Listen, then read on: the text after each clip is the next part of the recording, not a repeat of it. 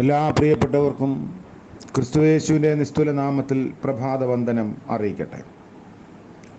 ഇന്നത്തെ നമ്മുടെ ധ്യാനത്തിനായി വെളിപ്പാട് പുസ്തകം 11-ാം അധ്യായം 11 മുതൽ 19 വരെയുള്ള വേദഭാഗം. വെളിപ്പാട് 11-ൻ്റെ 11 മുതൽ അവസാന വാക്യം വരെയുള്ളതാണ്. ആരംഭ ഭാഗത്തിലെ ചില വാക്യങ്ങൾ മാത്രം വായിക്കട്ടെ. 3.5 ദിവസം കഴിഞ്ഞ ശേഷം ദൈവത്തിൽ നിന്ന് ജീവശ്വാസം അവരിൽ വന്ന് അവർ കാലൂന്നി നിന്ന് അവരെ കണ്ടവർ ഭയപരവശരായി തീർന്നു. ഇവിടെ കയറി വരുവീൻ എന്ന് സ്വർഗത്തിൽ നിന്ന് ഒരു മഹാശബ്ദം പറയുന്നത് ഞാൻ കേട്ടു. അവർ മേഘത്തിൽ സ്വർഗത്തിലേക്ക് കയറി. അവരുടെ ശത്രുക്കൾ അവരെ നോക്കിക്കൊണ്ടിരുന്നു. ആ നാഴികയിൽ വലിയൊരു ഭൂകമ്പമുണ്ടായി. നഗരത്തിൽ 10-1 ഇടിഞ്ഞു വീണു. ഭൂകമ്പത്തിൽ 7000 പേർ മരിച്ചുപോയി. ശേഷിച്ചവർ ഭയപരവശരായി സ്വർഗത്തിലെ ദൈവത്തിന് മഹത്വം കൊടുത്തു. 2-ാമത്തെ കഷ്ടം കഴിഞ്ഞു. 3-ാമത്തെ കഷ്ടം വേഗം വരുന്നു. കർത്താവിൻ്റെ പരിശുദ്ധ നാമം വാഴ്ത്തപ്പെടുമാറാകട്ടെ. വെളിപ്പാട് പുസ്തകം 11-ാം അധ്യായത്തിൻ്റെ ആരംഭം മുതലുള്ള വാക്യങ്ങളിൽ സംഭവിക്കാനിരിക്കുന്ന ദർശനങ്ങളെക്കുറിച്ച് ചിലത് വ്യക്തമായും ചിലത് അവ്യക്തമായും നമുക്ക് വായിച്ച് മനസ്സിലാക്കാൻ സാധിക്കുന്നു. 9-ാം വാക്യത്തിൽ സകല വംശക്കാരും ഗോത്രക്കാരും ഭാഷക്കാരും ജാതിക്കാരും അവരുടെ ശവം 3.5 ദിവസം കാണും എന്ന ഒരു പ്രസ്താവനയുണ്ട്. ഇത് എന്തിനെക്കുറിച്ചായിരിക്കും എന്ന വ്യത്യസ്തമായ അഭിപ്രായങ്ങൾ വേദപുസ്തക പഠിതാക്കളുടെ ഇടയിലുണ്ട്. അത് ഇന്ന് നമ്മൾ കാണുന്ന ടെലിവിഷനെ കുറിച്ചുള്ള സൂചനയായിരിക്കും എന്ന് ചില കാലഘട്ടങ്ങളിലൊക്കെ പറഞ്ഞവരുണ്ട്. കൂടുതൽ ജനപ്രീതി നേടിയ ഒരു അഭിപ്രായമായിരുന്നു അന്ന് അത്. മൃതദേഹങ്ങളെ സകല രാഷ്ട്രങ്ങളിലുമുള്ളവർ കാണുന്നതിന് ടെലിവിഷൻ ഇല്ലാതെ പറ്റുകയില്ല. എന്നാൽ അപ്പോസ്തല പ്രവർത്തികൾ 2-ാം അധ്യായത്തിൻ്റെ 5-ാം വാക്യം മുതലുള്ള ഭാഗങ്ങൾ നമ്മൾ വായിക്കുമ്പോൾ റോമിൻ്റെ മഹാനഗര സ്വഭാവം പരിഗണിച്ചാലും ഈ പറഞ്ഞ ഒരു വ്യാഖ്യാനം അത്ര യുക്തിഭദ്രമല്ല എന്ന് നമുക്ക് മനസ്സിലാക്കാം. 9-ഉം 10-ഉം വാക്യങ്ങളിൽ ഭൂവാസികൾ തങ്ങൾക്ക് അസ്വാസ്ഥ്യം നൽകുകയും മനപ്പീഡ ഉണ്ടാക്കുകയും ചെയ്യുന്ന സാക്ഷികളുടെ വായടയ്ക്കുമ്പോൾ തങ്ങൾക്ക് മാറ്റം ആവശ്യമില്ലാതെ പഴയപടിയിൽ ജീവിതം തുടരാമെന്ന താൽക്കാലിക ആശ്വാസം കണ്ടെത്തുന്ന കാര്യമാണ് പറഞ്ഞിരിക്കുന്നത്.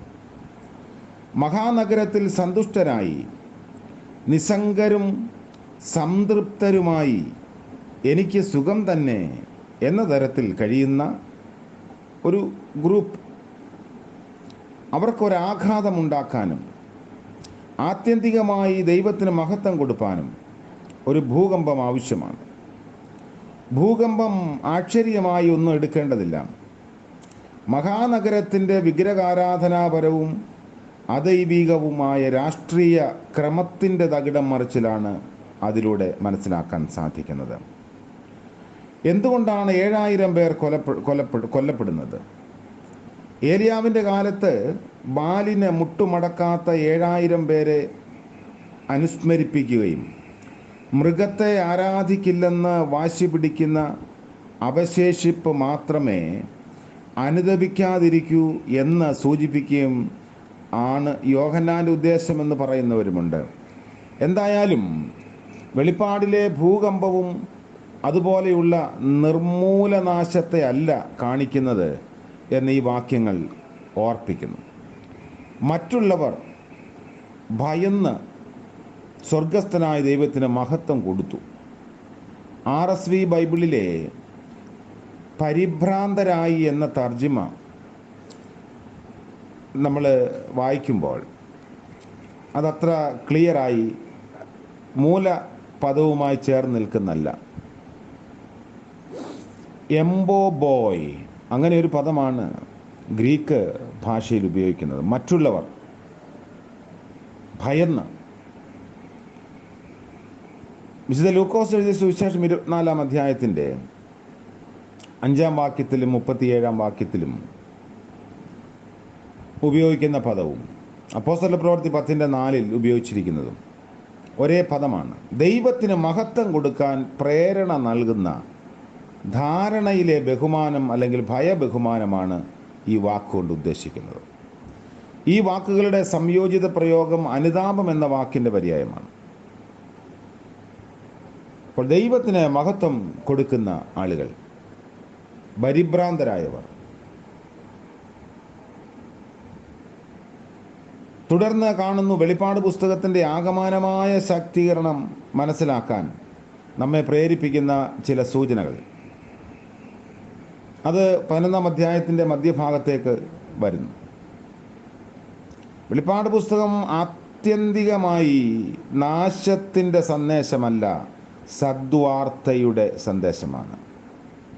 7-ാമത്തെ ദൂതൻ കാഹളം ഊതുന്ന രംഗമാണ് തുടർന്ന് 15-ാം വാക്യം മുതലുള്ളത്. ഇതൊരു നിർണായകമായ ഇടമാണ്. ഭയദായകമായ 6 കാഹളധ്വനികൾക്ക് ശേഷം സ്വർഗത്തിൽ സന്തോഷവും ഉല്ലാസവും നിറഞ്ഞ സ്തോത്രഗീതം ഉയരുന്നു. 11:9 കാണുന്ന മിന്നലും ഇടിയും അതുപോലെ 8-ാം അധ്യായത്തിലെ പ്രാർത്ഥനയുടെ ഉത്തരമായി കാണുന്നതിനാൽ യാതനയും പ്രാർത്ഥനയും വൃഥാവായില്ല എന്ന് വ്യക്തമാക്കപ്പെടുന്നു. ദൈവത്തോടും അവൻ്റെ മശിഹായോടും എതിർത്തിരുന്നതും ഭൂമിയെ നശിപ്പിച്ചിരുന്നതുമായ നിഷേധ ശക്തികൾക്കും അധികാരങ്ങൾക്കും വിധേയമായിരുന്ന ലോകരാജ്യത്വം നമ്മുടെ കർത്താവിനും അവൻ്റെ ക്രിസ്തുവിനുമായി തീർന്നിരിക്കുന്നു. ഭൂമി ദൈവഭരണത്തിന് കീഴിലായിരിക്കുന്നു. ദൈവത്തിൻ്റെ ഇഷ്ടം ഭൂമിയിൽ നിറവേറും. ഇത് സാക്ഷാത്കരിക്കുന്നതിനെ തടസ്സപ്പെടുത്താൻ യാതൊന്നിനും സാധ്യമല്ല എന്ന് യോഹന്നാൻ്റെ ശ്രോതാക്കൾക്ക് ഉറപ്പുവരുത്താൻ സ്വർഗത്തിലെ ഗീതം നിവർത്തിത വർത്തമാനകാലത്തിലാണ് ആലപിക്കപ്പെടുന്നത്. അത് അന്തിമമായി തുടങ്ങിക്കഴിഞ്ഞു. എല്ലാറ്റിൻ്റെയും അധിപതിയായ ദൈവമായ കർത്താവിന് അവർ കൃതജ്ഞതാസ്തോത്രം അർപ്പിക്കുന്നു. ഇരുന്നവനും ഇരിക്കുന്നവനും എന്നാണ് ദൈവത്തെ അഭിസംബോധന ചെയ്യുന്നത്. വരുന്നവൻ എന്ന വിശേഷണം വിട്ടുകളഞ്ഞിരിക്കുന്നു. അവൻ്റെ വരവ് വർത്തമാനകാലമായി തീർന്നു. ഞാനായിരിക്കും എന്നത് ഞാനാകുന്നു എന്നായി തീർന്നു. കർത്താവിൻ്റെ അഭിഷിക്തനും കർത്താവിനും അവൻ്റെ ക്രിസ്തുവിനും ദൈവക്രോധത്തിനുമെതിരെ ജനതകൾ ക്രുദ്ധിക്കുകയും വംശങ്ങൾ ഗൂഢാലോചന നടത്തുകയും ചെയ്യുന്നതായി പറയുന്ന രാജകീയ സങ്കീർത്തനത്തെ ഇത് സൂചിപ്പിക്കുന്നുണ്ട്. 15-18 വാക്യങ്ങൾ 2-ാം സങ്കീർത്തനത്തിലെ 1-11 വാക്യങ്ങളുമായി താരതമ്യപ്പെടുത്തി വായിക്കാവുന്നതാണ്. നിഷേധശക്തികൾ ഭൂമിയെ നശിപ്പിക്കാൻ നടത്തുന്ന ഒരു യത്നമായി ചരിത്രത്തെ വ്യാഖ്യാനിക്കുകയാണ് ഈ സ്വർഗീയ സ്തോത്രാർപ്പണത്തിൽ യോഹന്നാൻ ചെയ്യുന്നത്.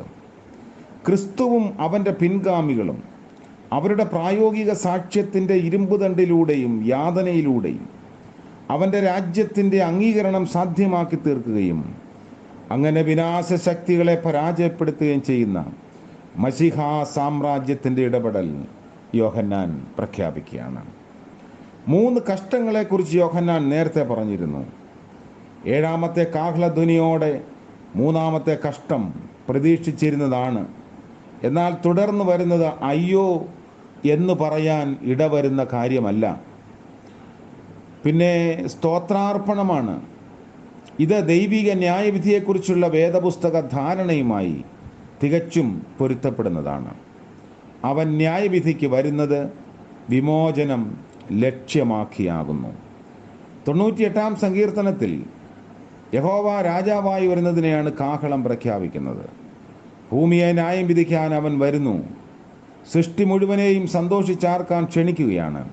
അതിൻ്റെ അർത്ഥം നീതി സ്ഥാപിക്കപ്പെടുകയും അനീതിക്കിരയായവർ നീതീകരിക്കപ്പെടുകയും മനുഷ്യജാതിയെയും സൃഷ്ടിയെയും ഉപദ്രവിച്ചിരുന്ന എല്ലാം നീക്കപ്പെടുകയും ചെയ്യും എന്നതാണ്. അതുകൊണ്ട് പുതിയ പ്രഭാതം നമുക്ക് ദൈവം ദാനമായി നൽകുകയും അപ്പോൾ ആ പ്രഭാതത്തിൽ കർത്താവിനെ സ്തുതിപ്പാനും ദൈവവചനം ധ്യാനിപ്പാനും നമുക്ക് അവസരം ലഭിക്കുകയും ചെയ്തു. ആത്യന്തികമായി വെളിപ്പാട് പുസ്തകം നമ്മെ ഓർമ്മിപ്പിക്കുന്നു, അല്ലെങ്കിൽ നമ്മളെ പ്രചോദിപ്പിക്കുന്നു. ദൈവത്തിൻ്റെ നീതിയോടെയുള്ള ഇടപെടലിനെ സുവിശേഷമായി പ്രഖ്യാപിക്കുന്ന പുസ്തകമാണ് വെളിപ്പാട് പുസ്തകം. തൻ്റെ സൃഷ്ടിയോട് ദൈവം തമ്പുരാൻ ഇടപെടുന്ന സുവിശേഷം. വർത്തമാനകാലത്തിൽ അതിൻ്റെ അടയാളങ്ങൾ നമ്മൾ കാണുകയും തിരിച്ചറിയുകയും ചെയ്യുന്നു. അതുകൊണ്ട് ദൈവസന്നിധിയിൽ പരമാർത്ഥമായി ദൈവിക നിലപാടുകളോട് യോജിച്ച് നിന്ന് പ്രവർത്തിപ്പാൻ, ജീവിപ്പാൻ നമുക്ക് സാധിക്കട്ടെ. പ്രാർത്ഥിക്കാം. ദൈവമായ കർത്താവേ, സ്വർഗീയ പിതാവേ, മനോഹരമായ മറ്റൊരു പ്രഭാതം കൂടെ ദാനമായി നൽകിയതോർത്ത് സ്തോത്രം ചെയ്യുന്നു. പുതിയ പകൽക്കാല ജീവിതത്തിൽ അടിയങ്ങളോട് കൂടെ ഇരുന്ന് ആലോചകനായി വഴി നടത്തണമേ. അടിയങ്ങളുടെ ആവശ്യങ്ങളിൽ കൂടെ ഇരിക്കുകയും ഞങ്ങളുടെ കാലുകൾ ഇടറിപ്പോകാതെ സൂക്ഷിക്കുകയും മനസ്സ് പതറാതെ കാക്കുകയും ചെയ്യണമേ. ഇന്നത്തെ ഞങ്ങളുടെ ആവശ്യങ്ങൾ ദൈവസന്നിധിയിൽ അർപ്പിക്കുന്നു. പ്രഭാതം മുതൽ പ്രദോഷം വരെയും വരാമായിരിക്കുന്ന ആപത്ത് അനർത്ഥങ്ങൾ വിടുവിച്ചു കൊള്ളണമേ. ദൈവകൃപയിൽ ശരണപ്പെടുന്നു. കർത്താവെ, അവിടുന്ന് വഴി നടത്തണമേ. കൃപ കൂടെ ഇരിക്കണമേ. നന്ദിയോടെ സ്തോത്രം. ഇന്ന് അടിയങ്ങൾ ചെയ്യേണ്ടുന്ന ഉത്തരവാദിത്തങ്ങൾ വിശ്വസ്തമായി നിർവഹിപ്പാനുള്ള കൃപയും നൽകണമേ. ഇന്ന് ജന്മദിനം ആഘോഷിക്കുന്ന പ്രിയപ്പെട്ടവർക്ക് വേണ്ടിയും വിവാഹ വാർഷികം ആഘോഷിക്കുന്നവർക്ക് വേണ്ടിയും പ്രത്യേകമായും പ്രാർത്ഥിക്കുന്നു. ദൈവത്തിൻ്റെ കരുതലുള്ള കരം കൂടെ ഇരിക്കണം. യേശു മശിഹ മൂലം ഞങ്ങളുടെ പ്രാർത്ഥന കൃപയോടെ കേൾക്കുമാറാകണമേ. ആമേൻ. ത്രിയേക ദൈവത്തിൻ്റെ അനുഗ്രഹവും കാവലും നാം എല്ലാവരോടും കൂടെ എപ്പോഴും ഉണ്ടായിരിക്കുമാറാകട്ടെ. ആമേൻ.